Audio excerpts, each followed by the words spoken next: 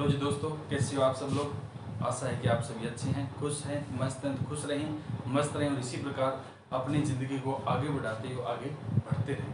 हम अपने शिक्षा मनोविज्ञान के जो छोटे मोटे पॉइंट थे उनके बारे में चर्चा कर रहे थे। वैसे हमने शिक्षा मनोविज्ञान को कंप्लीट पढ़ा है, इसमें थोड़े छुटपुट पॉइंट जो रह गए उनके बारे में चर्चा हम कर रहे हैं। तो हमने कल एक व्यक्तित्व विभिन्नताओं का टॉपिक है वो हमने व्यक्तित्व विभिन्नता वैसे पहले पढ़ लिया था, यानी व्यक्तित्व विभिन्नता किसे कहा जाता है।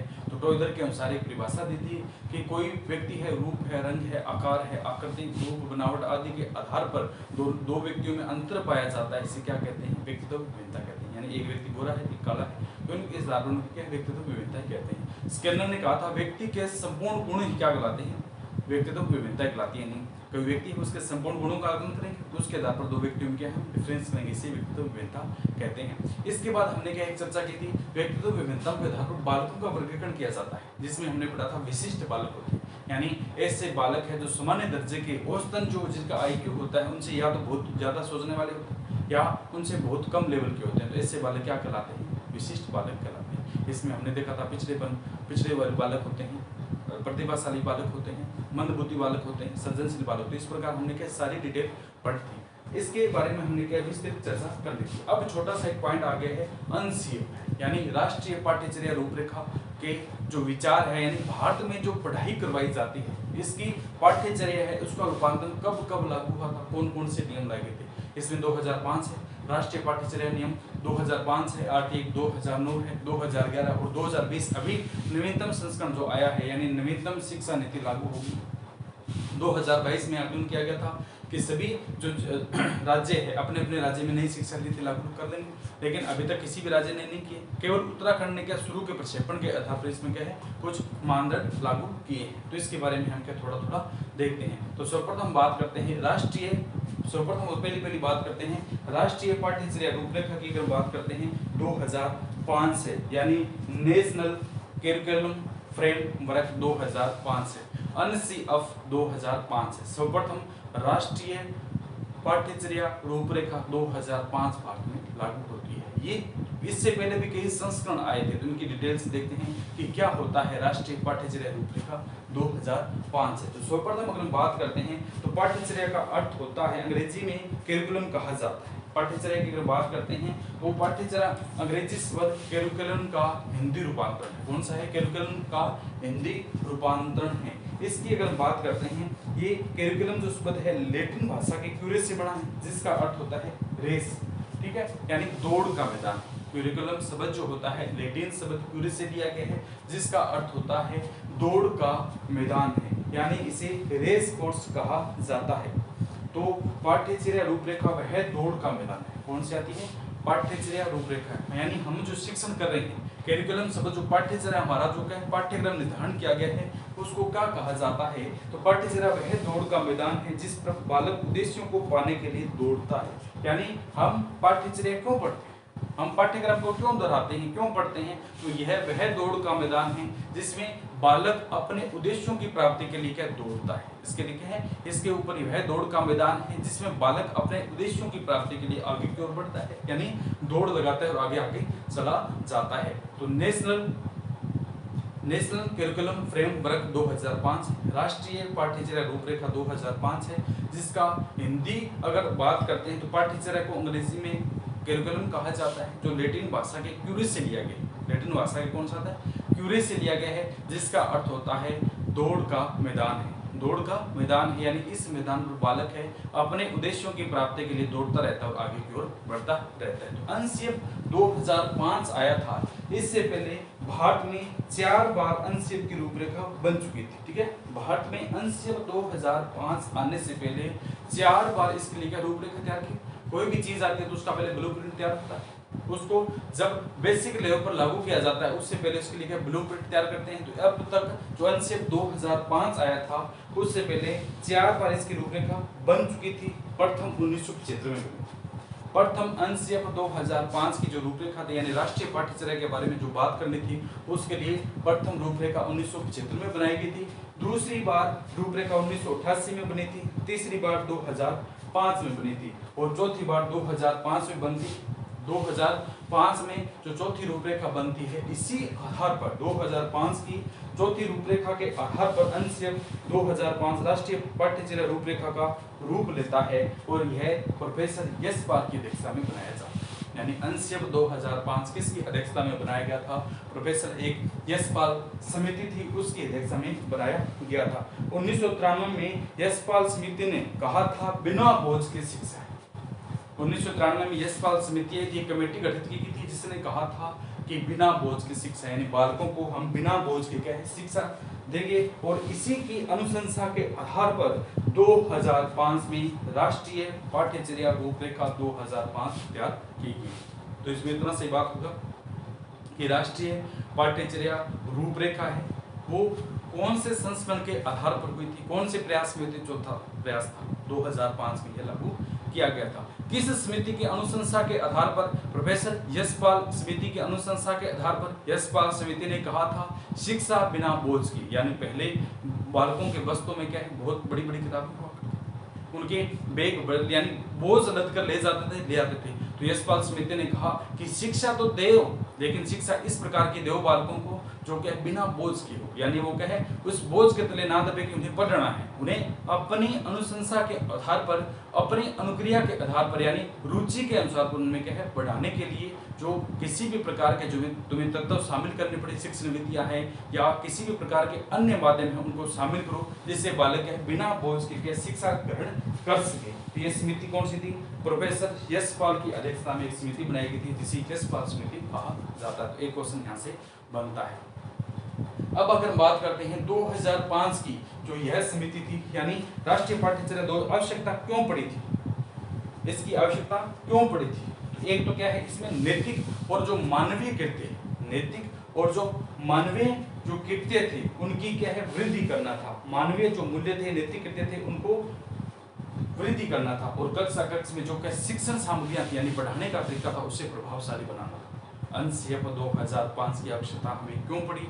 एक तो क्या नैतिक व मानवीय कृत्य या मूल्य थे उनमें क्या बढ़ोतरी करना है, उनमें किसी भी प्रकार से कमी आ रही है तो उनके बारे में देखना है, नैतिकता का भाव पैदा करना है। दूसरा, शिक्षण जो कक्षा में है शिक्षण प्रक्रिया करवाई जा रही है उसे प्रभावशाली बनाना है और उसके लिए क्या विद्यार्थियों को जरूरतों और रुचि के अनुसार पाठ्यक्रम का निर्माण करना है। यानी अंशयप 2005 में पाठ्यचर्या के बारे में बात है तो विद्यार्थियों की रुचि और आवश्यकता के अनुसार इस प्रकार का पाठ्यक्रम निर्धारण करना जिसमें शिक्षण प्रक्रिया है वो प्रभावी हो सके है।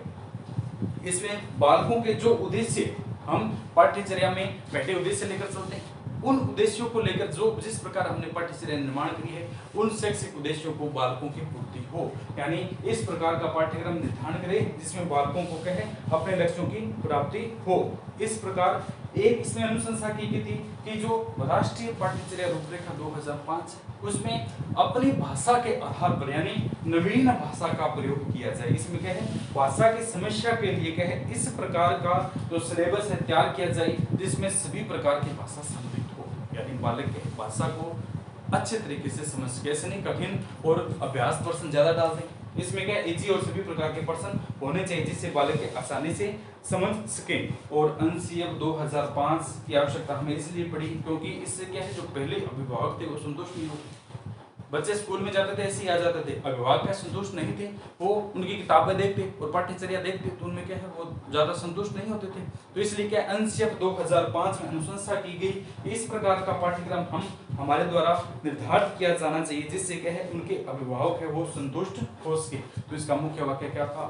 शिक्षा बिना बोझ के, शिक्षा बिना बोझ के है। प्रोफेसर यशपाल समिति के अनुशंसा के आधार पर अंशयप 2005 के बारे में क्या है ये प्रभाव थे वो लागू किए गए थे।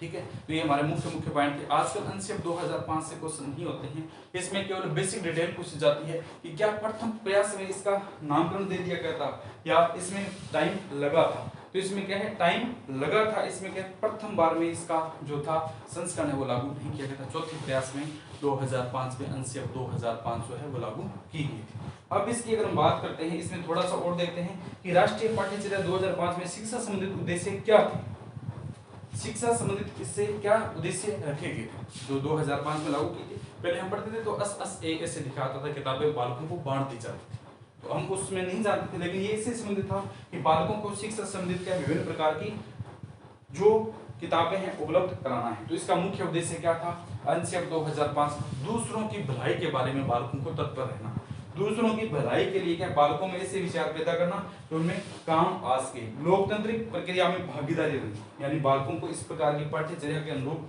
डालना जिससे वह लोकतांत्रिक समाज में रह सके, दूसरों की भलाई के कार्य में क्या है काम आ सके। इसके साथ इसमें बताया गया था कि कोई भी परिस्थिति हो, बालकों के सामने कई बार नवीन परिस्थिति ऐसी पैदा हो जाती है, किसी प्रकार की एकदम समस्या आ गई, उस समस्या से क्या है बालकों को निपटने के लिए इसमें पाठ्यचर्या में ऐसे अंश शामिल करना जिससे वह नवीन परिस्थितियों को अपने आप एकदम से झेल सके। और इसमें एक अनुशंसा की गई थी कि बालकों को सामाजिक बदलाव के लिए तत्पर करना। अनुच्छेद 2005 के शिक्षा संबंधित क्या इसमें ये मुख्य उद्देश्य थे वो निर्धारित किए गए थे। तो ये हमारा कौन सा था? अनुच्छेद 2005 है। इसके बाद थोड़ा समय बीतता है, समय बीतने के साथ एक नवीनतम शिक्षा नीति आती है जिसे क्या कहा जाता है? शिक्षा का अधिकार अधिनियम 2009 है। शिक्षा का अधिकार अधिनियम 2009 है। राइट टू एजुकेशन एक्ट 2009 है। यानी इसमें कहा गया था कि सभी को शिक्षा प्राप्ति का अधिकार है। शिक्षा का अधिकार अधिनियम 2009, राइट टू एजुकेशन एक्ट 2009 है। सभी को इसके पूरा की अगर बात करते हैं तो इसका पूरा नाम यही लिखा जाता है निःशुल्क व अधिकार शिक्षा का अधिनियम 2009 है। राइट टू एजुकेशन एक्ट 2009 है। इसमें कहा गया था कि सभी के लिए शिक्षा अनिवार्य है। पहले केवल क्या है लड़कों को पढ़ा देते थे, घर में 4 लड़के होते थे 2 को पढ़ा देते थे, यानी बाकी तो क्या अपना घर वाले काम संभालेंगे। तो ये अनुशंसा थी कि कुछ बालकों को पढ़ाया जाएगा, लेकिन 2009 में एक ऐसा नियम लागू किया गया जिससे सभी को शिक्षा प्राप्ति का जो कार्ड है वो रखना होगा, सभी को शिक्षा प्राप्ति का अधिकार है, यानी कोई भी क्या शिक्षा प्राप्ति कर सकता है। इसे संपूर्ण राष्ट्र में लागू किया गया था, पूरे भारत में क्या इसमें लागू किया गया 2010 में, 1 अप्रैल 2010 के करीबन इसको संपूर्ण भारत में लागू किया गया था। लेकिन जम्मू कश्मीर एक ऐसा स्थान था जिसमें ये लागू नहीं किया गया था क्योंकि वो कुछ आधिपत्य में था, इसलिए कहीं लागू नहीं किया। लेकिन 2019 में स्वतंत्र होने के बाद 370 धारा हटाने के बाद जम्मू कश्मीर में क्या राइट टू एजुकेशन एक्ट लागू हो गया है। तो इसमें देखते हैं क्या क्या बातें थी। इसमें कुछ अध्याय थे और कुछ इसमें धाराएं जोड़ी गई थी जिसके माध्यम से बालकों को शिक्षा संबंधित क्या बातें बताई गई थी। धाराएं और अध्याय जो होते हैं वो क्वेश्चन के साथ ज्यादा याद होते हैं, ठीक है, वैसे याद रहने वाली चीजें नहीं है, लेकिन फिर भी एक बार देख लेते हैं, फिर दोबारा जब क्वेश्चन रिपीट करेंगे तो उनमें क्या के बारे में देखेंगे। तो राइट टू एजुकेशन एक्ट 2009 है, शिक्षा का अधिकार अधिनियम 2009 है। यह एक संवैधानिक प्रक्रिया थी। यह क्या थी? एक संवैधानिक प्रक्रिया के माध्यम से पहले जो कैबिनेट में प्रस्ताव पेश किया गया था, फिर राज्यसभा में पास हुआ, फिर लोकसभा में पास हुआ, फिर राष्ट्रपति ने सिग्नेचर किए और यह राइट टू एजुकेशन एक्ट अधिनियम क्या है लागू हुआ, भारत में क्या है लागू होता है। तो आपको पता है हमने पॉलिटिकल पढ़ा था, भारतीय संविधान पढ़ा था, तो उसमें हमने देखा था कि कोई भी किसी भी प्रकार का जब नवीनतम अधिनियम होता है तो उसके बारे में सर्वप्रथम कैबिनेट में चर्चा की जाती है। कैबिनेट मंत्री होते, राज्य मंत्री होते हैं, कैबिनेट मंत्री संसदीय सचिव होते हैं, सचिव मंत्री होते हैं। इस प्रकार का एक कैबिनेट होता है, उसमें सभी प्रभार के जो मंत्री होते हैं आकर बैठते हैं। तो कैबिनेट मंत्री में सबसे पहले कोई जो अधिनियम बनाना होता है उससे संबंधित क्या बात की जाती है, वो अधिनियम सर्वप्रथम कैबिनेट मंत्री के द्वारा प्रस्तुत किया जाता है, बनाया जाता है, द्वारा एक ब्लूप्रिंट तैयार किया जाता है कि भारत में हम इस प्रकार के किसी भी अधिनियम को लेकर या किसी की बात को लेकर अनुशंसा करना चाहते हैं, वो अधिनियम बनाएंगे। उसके बाद यह सदन के किसी भी पक्ष में क्या पेश किया जाएगा, लोकसभा है राज्यसभा है, दोनों में से किसी सदन में पेश किया जाता है। राज्यसभा पहले हो तो राज्यसभा में करेंगे, लोकसभा तो लोकसभा में पेश करेंगे। उसके बाद जब दोनों सदनों से यह पास हो जाता है अलग अलग बहुमत के आधार पर, यानी 2/3 सदस्यों के हस्ताक्षर के या किसी अनुकरण के अनुशंसा के एब्सेंट जो होता है उनके आधार पर इसे पारित कर दिया जाता है, तो अगले सदन में जाता है और अगला सदन जब इसे पारित कर देता है तो यह डायरेक्ट राष्ट्रपति के पास जाता है। जब राष्ट्रपति इसके ऊपर मुहर लगा देते हैं तो ये हमारा एक अधिनियम बन जाता है, संसद के द्वारा पारित एक क्या हो जाता है अधिनियम बन जाता है और ये संपूर्ण जो भारत में लागू करना होता है वहां लागू होता है। तो इस प्रकार ये राइट टू एजुकेशन एक्ट 2009 है, ये लागू किया था, एक संवैधानिक प्रक्रिया थी। किस प्रकार की एक संवैधानिक प्रक्रिया थी? इसे 2 जुलाई 2009 की बात करें तो सर्वप्रथम 2 जुलाई 2009 को कैबिनेट जो था, कैबिनेट मंत्रिमंडल था, यानी कैबिनेट ने प्रस्तावित को मंजूरी दी थी। ये जो बल था प्रस्ताव था इसको मंजूरी दे दी थी। 2 जुलाई 2009 को आरटी एक्ट 2009 के लिए जो प्रस्ताव आया था, कैबिनेट ने इसे क्या है मंजूरी थी वो दे दी थी। इसके बाद में क्या है 20 जुलाई 2009 को, 2 जुलाई में तो कहा था कैबिनेट ने मंजूरी दी थी, इसके बाद 20 जुलाई 2009 को राज्यसभा के द्वारा इसे पारित कर दिया जाता है। 20 जुलाई 2009 को राज्यसभा पारित करता है। इसके बाद 4 अगस्त 2009 को यह लोकसभा में आता है। 4 अगस्त 2009 को यह लोकसभा में आता है। कौन सा बिल है? राइट टू एजुकेशन एक्ट है। यहां से आने के बाद 26 अगस्त 2009 को भारत के राष्ट्रपति द्वारा कैसे साइन कर दिया जाता है। ठीक है, तो भारत के राष्ट्रपति के पास जाता है और उनके द्वारा क्या है अगस्त, अगर हम बात करते हैं 26 को भारत सरकार ने इसे प्रकाशित किया था और 1 अप्रैल 2010 को संपूर्ण भारत में लागू कर दिया जाता है। यानी राइट टू एजुकेशन एक्ट है, शिक्षा का अधिकार अधिनियम है, यानी संपूर्ण देश के सभी नागरिकों को शिक्षा लेने का अधिकार है। उसमें जम्मू कश्मीर जो अपने अधीन में नहीं था, थोड़ा सा उनके लिए विवाद चलते स्वतंत्र भारत लगी हुई थी, तो वहां पर क्या है ये लागू नहीं हुआ, बाकी सभी जगह लागू हुआ था, लेकिन 2019 में ये लागू हो गया है वहां पर।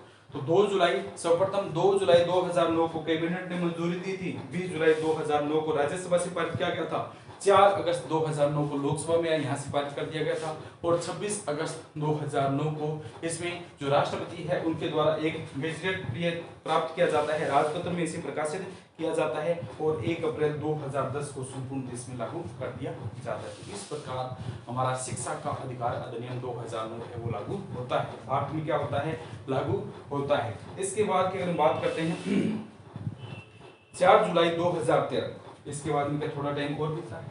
4 जुलाई 2013 को आरटी एक्ट का क्या है एक किसी भी प्रकार का कोई काम होता है तो उसका एंथम होता है यानी गान अपनाया गया था। 4 जुलाई 2013 को गान जो आरटी एक्ट 2009 था उसका गान अपनाया गया था, यानी गान कोई गाते हैं चीज, इसी प्रकार के 4 जुलाई 2013 को इसके लिए आरटी एक्ट के लिए गान अपनाया गया था।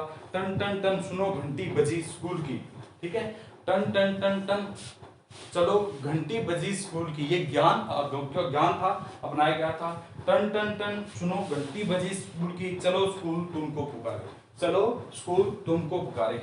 तो 4 जुलाई सन 2013 को ये गान जो था वो आरटी एक्ट 2013 तो आरटी एक्ट 2009 के लिए अपनाया गया था और यह तो क्या था एंथम था, यानी आरटी एक्ट के लिए क्या है टन टन टन टन चलो स्कूल की घंटी बजी, स्कूल तुम्हें पुकारे, ये जो एंथम था, इस एंथम की अगर हम बात करते हैं जावेद अख्तर द्वारा लिखा गया था और सोनू निगम ने क्या इसे गाया था।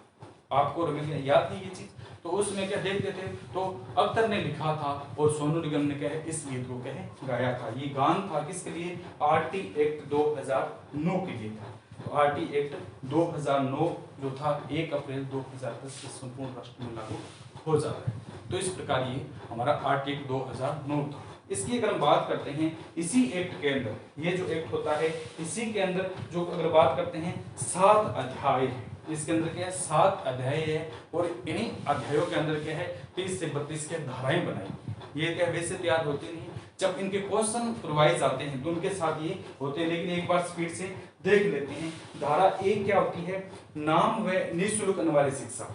बालकों के उनके नाम क्या होंगे, उनके पेरेंट्सों के नाम क्या होंगे, उनके संरक्षण के क्षेत्र क्या होंगे, तो उनसे संबंधित क्या है प्रथम अध्याय में उनसे संबंधित बात की जाती है। सबसे छोटा अध्याय है और इसमें कितनी धाराएं होती? 2 धाराएं। इसमें क्या है 2 धाराएं हैं। सबसे छोटा अध्याय कौन सा है? प्रथम अध्याय सबसे छोटा अध्याय है।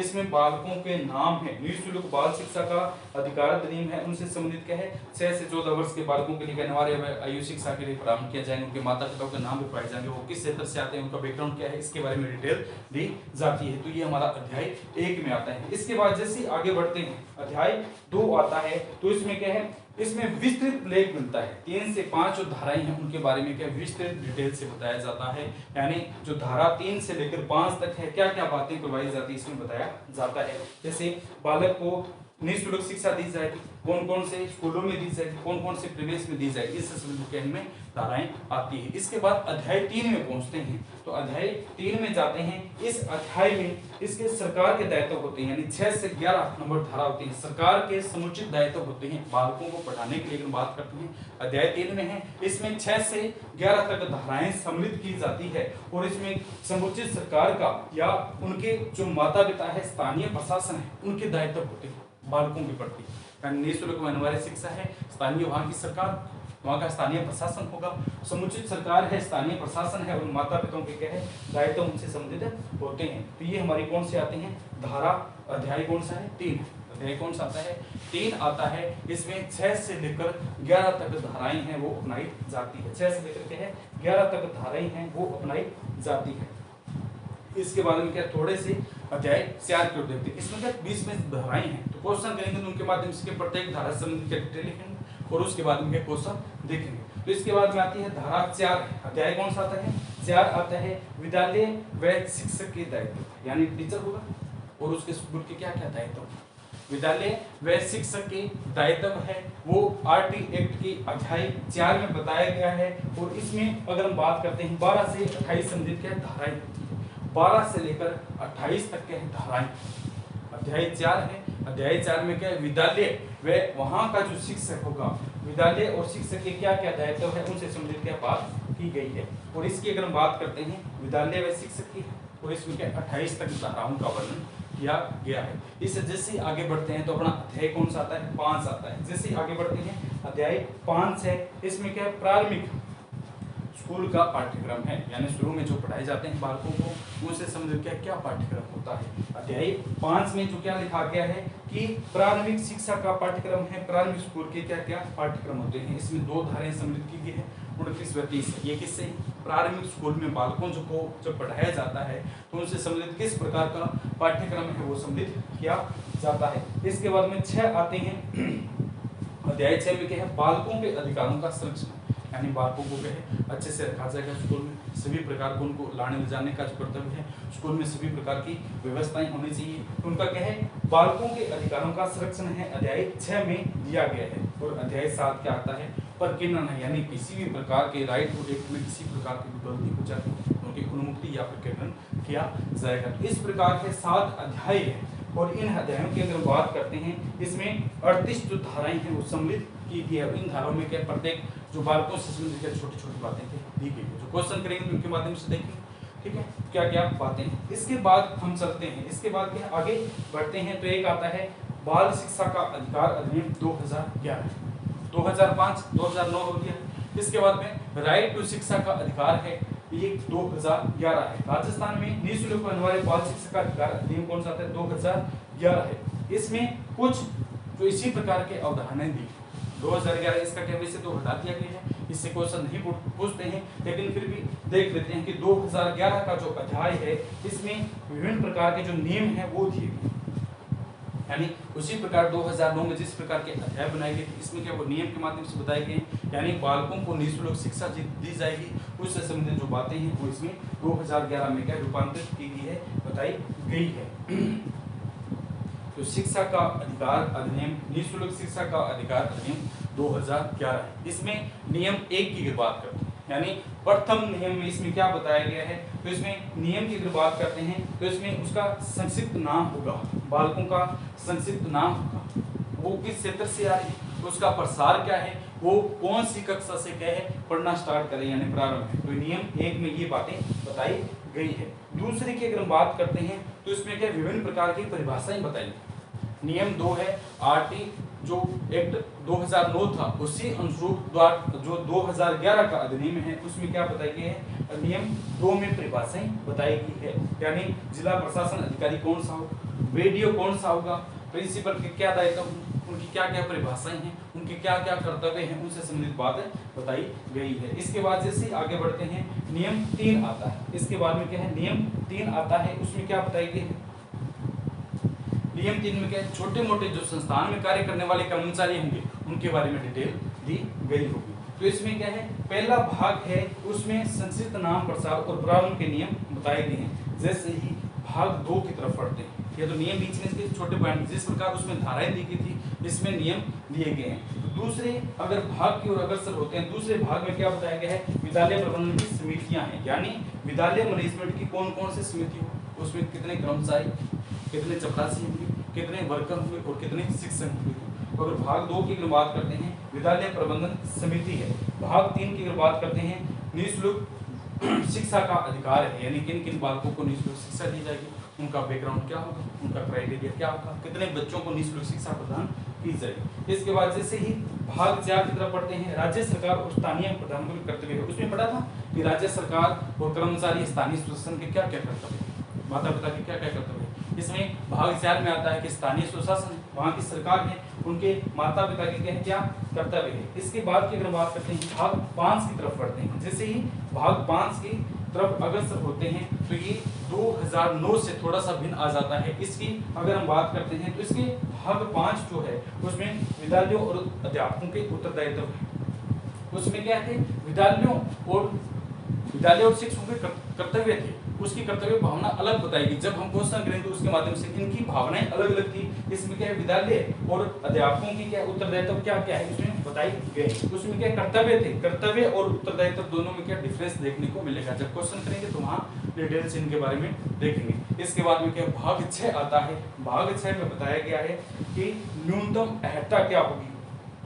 कोई शिक्षक है वो शिक्षक प्रणाली में अपना रहा है तो उसकी क्या है, न्यूनतम अहर्ता क्या क्या होगी, यानी उसकी न्यूनतम योग्यता क्या क्या होगी, कौन से को शिक्षक प्रणाली में शामिल किया जाएगा, किस शिक्षण विधि का प्रयोग किया जाएगा और कितने बालकों को उस शिक्षक के द्वारा क्या पढ़ाया जाएगा, यानी न्यूनतम अहर्ता है। भाग 6 में जो अध्यापक होता है वो उसकी न्यूनतम अहर्ता के बारे में क्या बात की जाएगी, कितने शिक्षक कितने बालकों को पढ़ाएगा और किस कौन सी डिग्री ले रखी है उसके द्वारा किस किस बालक को कौन कौन से प्रकार से पढ़ाया जाएगा। इसके बाद में आता है भाग 7। भाग 6 किससे होता है, अध्यापक की अहर्ताओं से, शॉर्ट में याद करेंगे तो भाग 6 किससे है, अध्यापक की अहर्ताओं संबंधित होता है। इसके बाद भाग 7 जब आता है तो पाठ्यचर्या और प्रारंभिक शिक्षा का पूरा होना है, यानी पाठ्यचर्या और प्रारंभिक शिक्षा है कब पूरी हो, पाठ्यचर्या कितने समय में पूरा कराया जाएगा और कितने रिवीजन करवाए जाएंगे, इसकी जो डिटेल है वो भाग 7 में बताई गई है। इसके बाद भाग में 8 में आता है किसी भी प्रकार की कोई शिकायत होती है तो उसका निवारण संबंधित अध्याय कौन सा आता है, भाग कौन सा आता है 8। उसमें अध्याय चल रहे थे, इसमें कौन सा है भाग 8वें भाग में किसी भी समस्या की शिकायत का निवारण किया जाएगा। इसके बाद भाग 9 है बाल अधिकारों का संरक्षण। उसमें भी बाल अधिकारों का संरक्षण, इसमें भी क्या बाल अधिकारों का संरक्षण है। भाग 9 में क्या आता है, बालकों को जो अधिकार दिए गए हैं उनका संरक्षण रखा जाएगा। इसके बाद की अगर बात करते हैं 10 में वही प्रकीर्णन, भाग 10 में कौन सा आता है वही प्रकीर्णन। उसमें 7वें भाग में अध्याय में प्रकीर्णन था, इसमें क्या 10वें भाग में प्रकीर्णन। तो इस प्रकार जो 2011 है निःशुल्क अनिवार्य शिक्षा 2011 है उसमें ये बातें बताई गई थी। इसके बाद में एक छोटा सा पॉइंट और गया है कि राष्ट्रीय शिक्षा नीति 2020 में जो नवीनतम शिक्षा नीति आई थी उसके बारे में थोड़ा सा और देख लेते हैं। तो शिक्षा का अधिकार अधिनियम या जो 2011 है इसमें क्या पहले क्वेश्चन पूछे जाते हैं, लेकिन अभी अपडेट हो रहा है। अभी नवीनतम शिक्षा नीति है वो आ गई है, इसको क्या है अभी कई राज्यों ने लागू किया है, कईयों ने लागू नहीं किया है। तो उनके रूप का जब इनको लागू किया जाएगा तो उनसे संबंधित क्या प्रावधान है वो पूछे जाएंगे। तो नवीनतम शिक्षा नीति 2020 है, इसके बारे में थोड़ा सा देख लेते हैं। तो पहले अगर हम बात करते हैं कि नई शिक्षा नीति 2020 है, इसमें मूल उद्देश्य क्या था, ये नीति क्यों आई। पुराने समय में हम स्कूलों में बात करते थे, पढ़ते थे 2009 में है, 2005 में है, 2011 में, तो केवल उनको क्या पाठ्यक्रिया को पूर्ण कराना था, पाठ्यचर्या थी, पाठ्यक्रम को कंप्लीट कराना था। रट्टे मार के क्या चाहे किस प्रकार करो, समझाने से कोई मतलब नहीं था। बाल केंद्रित थे लेकिन थोड़े से थे, शिक्षण विधियां हैं वो प्रयोग नहीं की जाती। हम भी पढ़े हैं तो किसी भी प्रकार का नहीं, सीधे क्या बोर्ड पर लिखवा दिया जाता था, इनको लिख लो उतार दो रट्टा मार दो, ठीक है। लेकिन नवीनतम जो शिक्षा नीति आई है उसमें क्या है, बालकों को इस प्रकार हटाया नहीं जाएगा, उन्हें समझाया जाएगा, वकायदा पर चीज के बारे में क्या बताया जाएगा। तो नवीनतम शिक्षा नीति 2020। इसकी अगर बात करते हैं जारी करने की जो तिथि है वो कब थी, 29 जुलाई 2020 को नवीनतम शिक्षा नीति है। जारी करने की तिथि कब थी, 29 जुलाई 2020 को यह जारी किया गया था। इसकी अगर हम बात करते हैं जारीकर्ता संस्थान कौन था, मानव संसाधन विकास मंत्रालय। मानव संसाधन विकास मंत्रालय MHRD इसका क्या संस्थान था। लेकिन इसके बाद में क्या इसका नाम चेंज कर दिया गया है, इसका बाद में भारत सरकार ने क्या इसका नाम चेंज कर दिया है। मानव संसाधन जो संस्थान थी इसका भारत सरकार ने बाद में नाम चेंज किया, क्या नाम किया है उसके बाद में चर्चा करेंगे और क्या नाम इसका रखा है। इसके अध्यक्ष की अगर हम बात करते हैं, शिक्षा नीति का निर्माण किसने किया था, के कस्तूरीरंगन ने किया।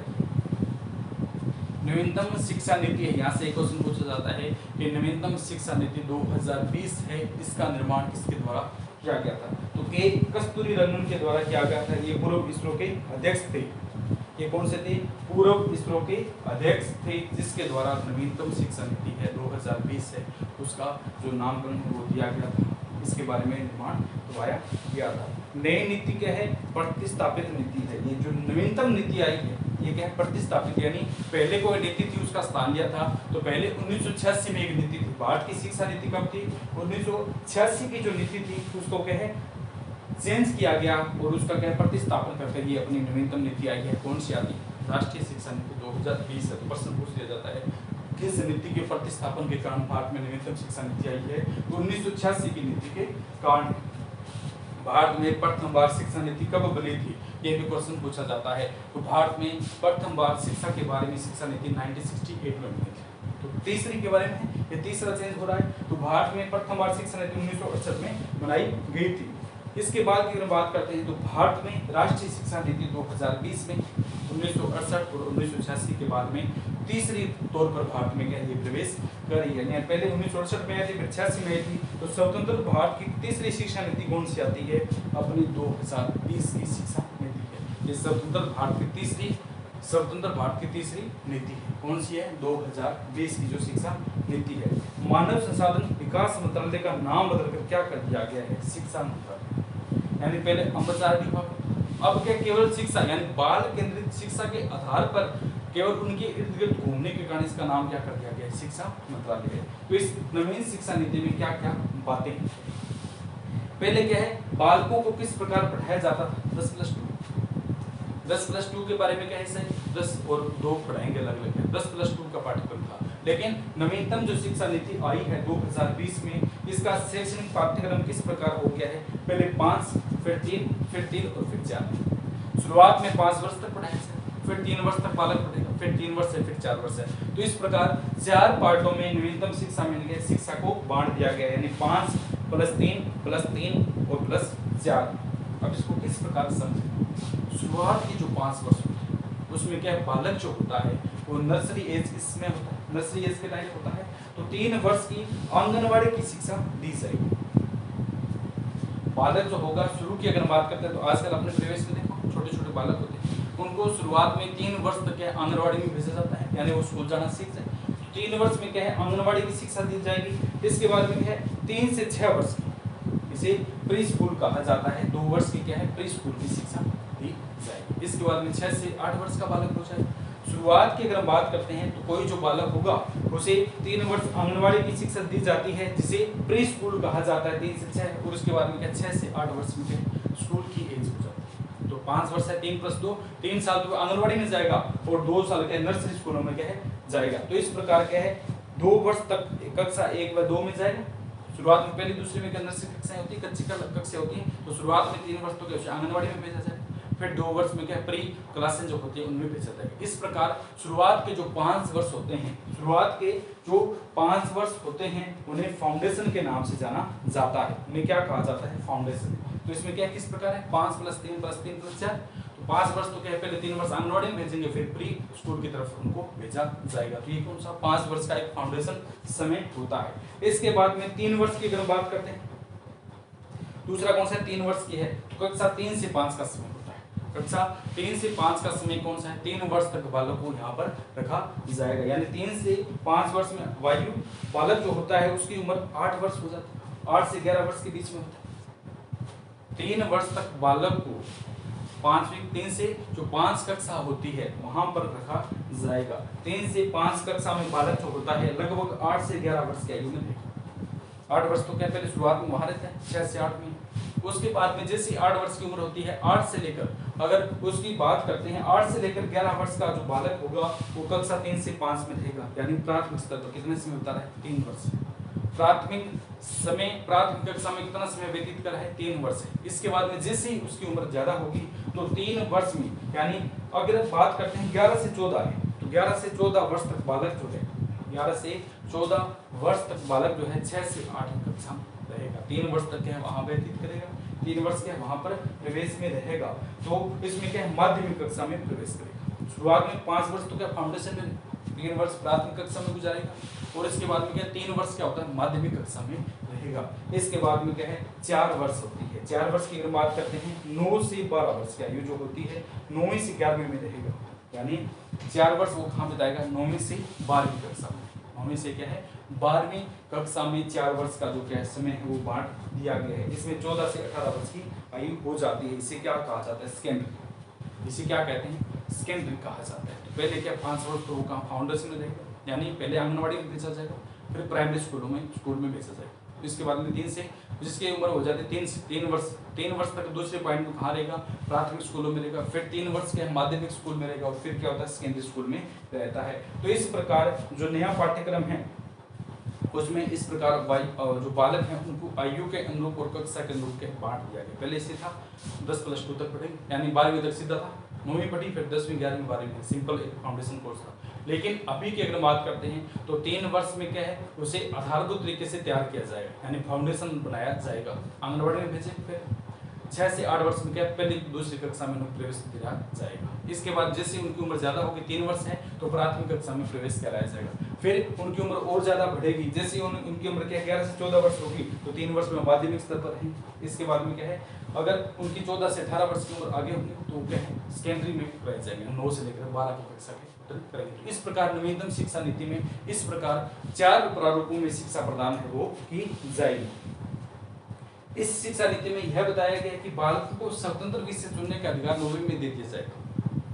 बालक जैसे 8वीं क्रॉस करता है 9वीं में आएगा तो बालकों को क्या सब्जेक्ट चुनने का अधिकार होगा। अपने जब पढ़ते थे तो उसमें क्या 10वीं कक्षा पास करने के बाद 11वीं में सब्जेक्ट चुनने का अधिकार था। 11वीं तक आते आते कुछ पता नहीं आगे क्या करेंगे, 11वीं में जैसे आते वहाँ पता चलता कि बायोलॉजी लेंगे, मैथ लेंगे, इकोनॉमिक्स लेंगे, किस प्रकार कौन सा सब्जेक्ट चूज करेंगे। तो अभी जो नवीनतम शिक्षा नीति है उसमें 9वीं क्लास में ही बालकों को क्या है सब्जेक्ट चुनने का अधिकार है, अपने इच्छा के अनुरूप वो सब्जेक्ट चुन सकते हैं। जैसे ही वो 12वीं में आएंगे तो उनमें क्या पूरी तरह से परिपक्व हो जाते हैं। तो इस प्रकार के वो आगे बढ़ने में क्या होंगे, किसी प्रकार की दुराई नहीं होगी, अपने इच्छा के अनुरूप क्या है अपने स्ट्रीम में पहुंच जाएंगे। तो ये इसके बनाया गया था। कक्षा 5 तक मातृभाषा या स्थानीय भाषा में शिक्षण पढ़ाया जाए।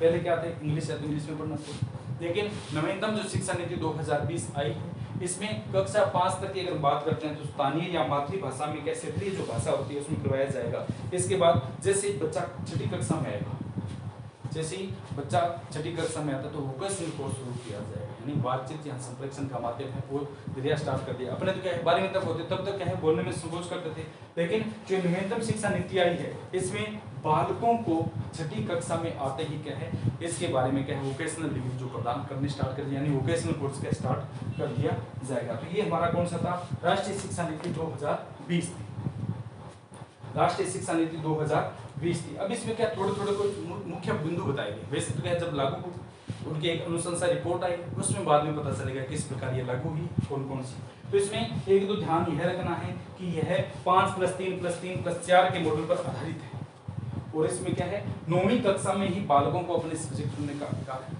और 6ठी कक्षा में वोकेशनल को स्टार्ट कर दिया जाएगा।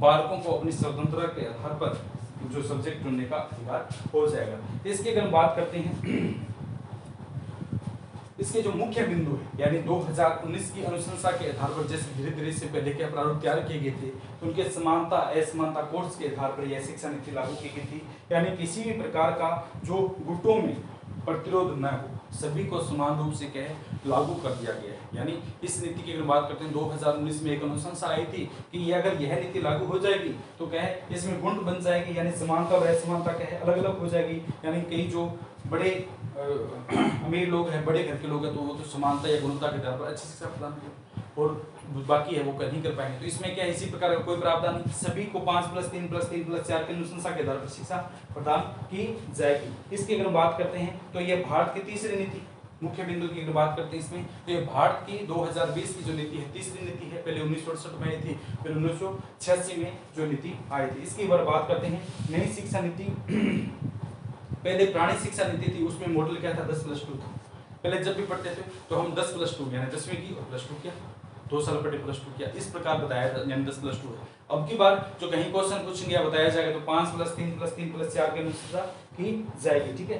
तो इसके अनुसार की बात करते हैं तो मानव संसाधन विकास मंत्रालय है, मुख्य पॉइंट देखें 2020 की नीति के, मानव संसाधन विकास मंत्रालय का नाम बदल क्या कर दिया गया है, शिक्षा मंत्रालय है वो कर दिया गया है। इसके बाद की बात करते हैं तो 2023 में जो क्या है, जो शिक्षक होते हैं उनके प्रबंधन के बारे में बातचीत की जाएगी। ये क्या है, उनकी रिपोर्ट के अनुसार के मुख्य पॉइंट बताए गए हैं कि जब नवीनतम शिक्षा नीति लागू की जाएगी तो 2030 में शिक्षक की प्रबंधन की क्रियाएं हैं, उनकी बदली है, उनका ट्रांसफर है, उनके विभिन्न प्रकार के क्रियाकलाप है वो 2023 तक इसमें सम्मिलित कर लिए जाएंगे। इसके बाद की बात करते हैं तो 2025 तक आते आते प्रत्येक जिले में एक उच्च शिक्षण संस्थान स्थापित किया जाए, यानी एक इस प्रकार का हायर एजुकेशन लेवल स्थापित कर दिया जाएगा जिससे बालक के पढ़ने के लिए बाहर न जाए, अपने ही क्षेत्र में पढ़े। इसके बाद की अगर बात करते हैं तो 2030 तक आते आते सभी मान्यता प्राप्त जो कॉलेज शिक्षण संस्थाएं हैं उनको स्वायत्तता दी जाए, यानी अपने अनुसार अपना सिलेबस तैयार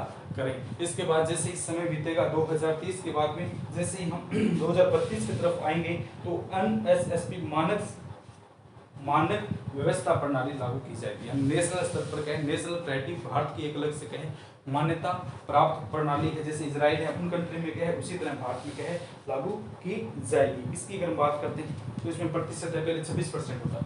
नेशनल की अगर बात करते हैं राष्ट्रीय स्तर की जो प्रतियोगिता होती है उसमें 26% भारतीय कैंडिडेट को लिया जाता है, लेकिन आने वाले समय में इसमें 50% संबंधित क्या बढ़ोतरी है वो की जाएगी। तो इस प्रकार के है भारत की जो नवीनतम शिक्षा नीति 2020 के बारे में मुख्य पॉइंट, ठीक है। तो ये क्या है, NCF 2005, राइट टू एक्ट 2009 और निःशुल्क एवं बाल शिक्षा का अधिकार अधिनियम 2011 और नवीनतम शिक्षा नीति 2020। इसमें क्या मुख्य पॉइंट है, इसमें धाराएं हैं बीच में और अध्याय और क्या इसके अध्याय के बीच में नियम है, उनके बारे में जब क्वेश्चन करेंगे तो उनमें डिटेल से पढ़ेंगे, ऐसे शॉर्ट में पढ़ने से क्या समझ में नहीं आएगा। तो ओके दोस्तों, आज के लिए इतना, बाकी जो पार्ट है उसके बारे में कल चर्चा करेंगे। अब इसमें क्या है सारे कंप्लीट हो, एक मापन व मूल्यांकन टॉपिक आता है, वो कैसे, वैसे तो शिक्षण विधियों का टीचिंग मेथड के अंतर्गत आता है, लेकिन इसमें देखेंगे कि जरूरत पड़ेगी इसमें क्वेश्चन पूछे गए हैं तो इसमें भी चर्चा कर देंगे, ठीक है। बाकी हमारा क्या है, ये निःशुल्क शिक्षा का अधिकार शिक्षा संबंधी जो बातें कंप्लीट हो गई। ओके दोस्तों।